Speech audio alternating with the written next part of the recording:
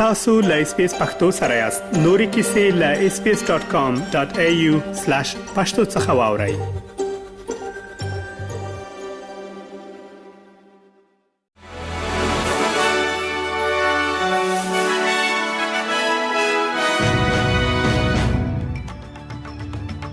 سلامونه ستړي مشئ. نن جمعه د 2024 کال د جون د میاشتې 19 نیټه ده چې د خبرګولې د میاشتې ل 29 نیټې سره برابرېږي او تاسو له اس پی اس پښتو څخه د نن ورځې لاند خبرونه اورئ.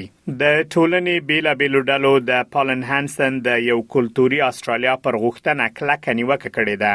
د ون نیشن ګوند مشر د روانې اونۍ په پایل کې په ملي پریس کلب کې د خپل وینا پر مهال د څو کلتوریزي یا مالټي کلچرل پالیسي د پای ته رسولو غوښتنه وکړه او اعلان یې وکړ چې دا پالیسي ناکامه شوې ده.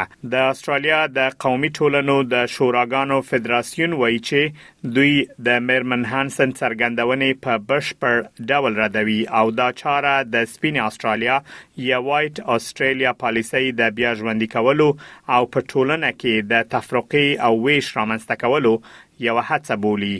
دغه شورا مشر پیټر ډوکاس وایي چې د میرمن هانسن د خبرې د استرالیا په تاریخ او ملي هویت کې د کډوالو کلیدي او بنسټیز رول لپاره غورځوي.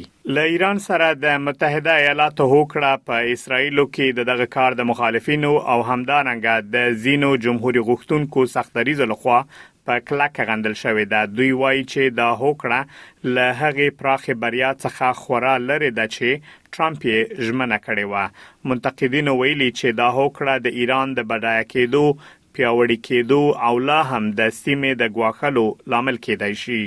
د تفاهم دغه یادښت چې د پنځشنبه په ورځ د ټرمپ لخوا په فرانسې کې لاسلیک شو موخه د څو میاشتنۍ جګړې پای ته رسول، د هرمز تنګي بیا پرانستل او د انرژي د بازارونو ثبات دی.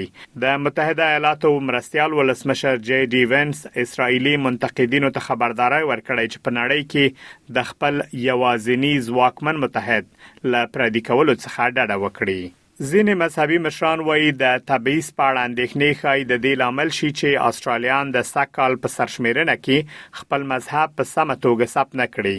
دا خبرداري په داسې حال کې ورکول کېږي چې مذهبي ډلې لا هم خلک هڅوي ترڅو خپل مذهب وښيي. دوی وایي دا معلومات د ټولنیزو خدماتو په پلانونو او د دولتي بودیجې په ځانګړي کولو کې مرسته کوي. د وروستي سرشمیرنې ارقام ښیي چې د هغو استرالیانو شمیر کم شوی چې ځانونه عیسویان ګڼي، په داسې حال کې چې د بې مذهبه کسانو او د نورو ادیانو د منونکو شمیر زیات شوی دی. د يهودي ټولنې مشر میشل ګولډمن وایي د انټي سیمیټیزم په اړه لاندېښنو سره دا مهمه ده چې خلک په ډاډه زړه خپل مذهب وښيي. ټاکل شوی ترڅو سبا د افغانستان او هند د ملي لوبډلو ترمنځ د روانې لوبلړۍ دریمه یو ورځنۍ لوبه ترسره شي. دریمه لوبه د هند په چنای ښار کې ترسره کیږي.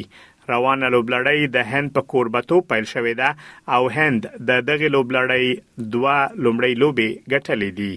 دا و د نن ورځې لاند خبرونه چې ما مجيب منیب تاسو ته وړاندې کړل. تر بیا ښه وخت ولرئ.